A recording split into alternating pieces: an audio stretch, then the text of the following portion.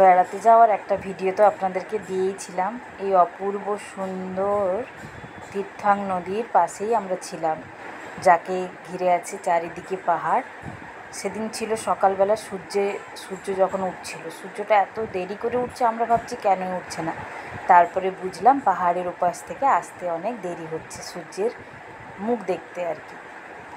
তারপরে আমরা বেরিয়ে পড়েছিলাম সেদিনের জন্য চারদিকে আশেপাশের জায়গাগুলো দেখতে। দেখুন গাড়ি থেকে ওই যে দূরে পাহাড়ের বরফের পাহাড়টা, মানে পাহাড়ের মধ্যে যে বরফগুলোর উপরে সূর্যের আলো পড়ে কি সুন্দর সোনার মতো চকচক করছে না। আমার এত ভালো লাগছিল, আমি এক দৃষ্টিতে তাকিয়েছিলাম ওই দিকে। খুব ভালো লাগছিল দূর থেকে দেখতে। এই পাহাড়ের অপরূপ দৃশ্য দেখতে দেখতে আমরা পৌঁছে গেছিলাম ঝর্ণার কাছে। এই ঝর্ণাটা অনেক লম্বা ছিল। এই দেখুন কত সুন্দর, হয়তো খুব বেশি বড় নয়, কিন্তু খুবই ভালো লেগেছিল। ঝর্ণা আমার ভীষণই একটা প্রিয়। সেখানে ঝর্ণার যে জল একদম কাঁচের মতো স্বচ্ছ ছিল।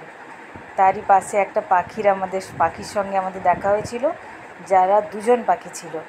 একজন পাখি পরে আমরা বুঝেছিলাম সম্ভবত প্রেগনেন্ট। আর একটা পাখি তাকে রাস্তা থেকে বা এমনি খাওয়ার খুঁজে এনে তাকে দিচ্ছিল, আর সে খাচ্ছিল। এই দেখে আমার ছেলের তো কি খুশি। এই দেখুন কি সুন্দর করে লেজ নাড়াচ্ছে পাখিটা। সেখানে আমরা বেশ কয়েকটা ছবি তুলেছিলাম সবাই মিলে। তারপরে পাশেই একটা ক্যান্টিনে একটু খাওয়া দাওয়া করে কিছু ফটোশ্যুট করে আবার ফিরে এসেছিলাম। এত সুন্দর লাগছিল চারিদিকের অপরূপ দৃশ্য, প্রকৃতির অপরূপ দৃশ্য। পাহাড়ও যেমন সুন্দর, সমুদ্রও যেমন সুন্দর, খুবই সুন্দর লেগেছিল। তার পরের দিন সব ভিডিও তো তোলা হয়ে ওঠেনি, তাই যেটুকু আছে আমি সেটাই দেখাচ্ছি আপনাদের কাছে। তার পরের দিন আমরা চলে গেছিলাম ওই উঁচু পাহাড়ে, যেখানে বরফ দেখতে পাচ্ছিলাম। অনেক কষ্ট করে, অনেক অপেক্ষা করে, অনেকক্ষণ গাড়িতে বসার পর এই দেখুন কি সুন্দর বরফের চাই আমরা পৌঁছে গেছিলাম সেই ঠিকানায়।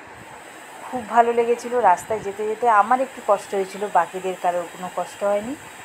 সবাই ওখানে যেতে পারবে, শুধু এই যে এত জ্যাম ছিল, রাস্তা এত কম হলেও জ্যামের জন্য আমরা ভীষণ কষ্ট পেয়ে গেছি। দেখুন কি অপূর্ব সুন্দর সেই দৃশ্য। মানে এগুলো ক্যামেরায় তো দেখা যায়, মানে ফোনে ছবিতে, কিন্তু চোখের দেখার যে অপূর্ব নেশা, সে নেশা কারোর সঙ্গে শেয়ার করা যায় না। সত্যি খুব সুন্দর লেগেছিল।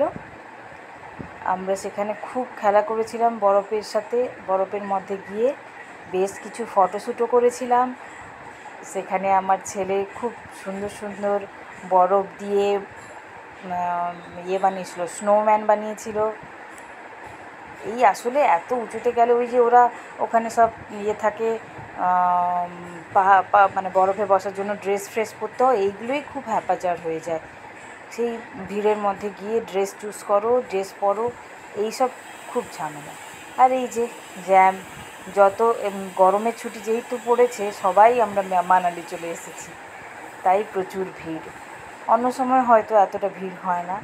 বরফ দেখার জন্য সবাই চলে এসেছে মানালি, তাই খুব ভিড় ছিল। এই যে জায়গাটা দেখছেন, এই জায়গাটা এত সুন্দর, দুপাশে বরফ, এইভাবে ক্রস করতে হয়। যেমন সুন্দর তেমনি কিন্তু রিস্কও থাকে। আমাদের যে ড্রাইভার সে বলছিলেন খুব রিস্কও থাকে এর মাঝখানে, কখনো পাহাড় মানে বরফ পড়ে যেতে পারে, রাস্তা ব্লক হয়ে যেতে পারে। কিন্তু এত সুন্দর জায়গা, এত ভালো লেগেছিল।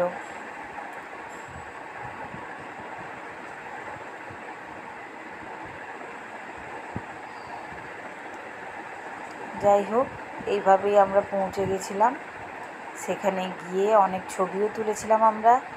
আমার এই সমস্ত ট্যুরের ছবি ভিডিও কেমন লাগলো জানাবেন। আমি খুব একটা ভালো ভিডিও তুলি না, তাও চেষ্টা করেছি আপনাদের সঙ্গে শেয়ার করার।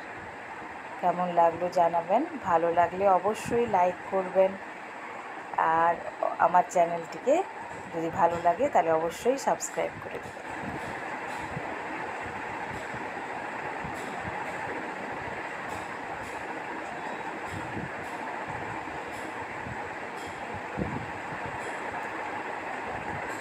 Thank you.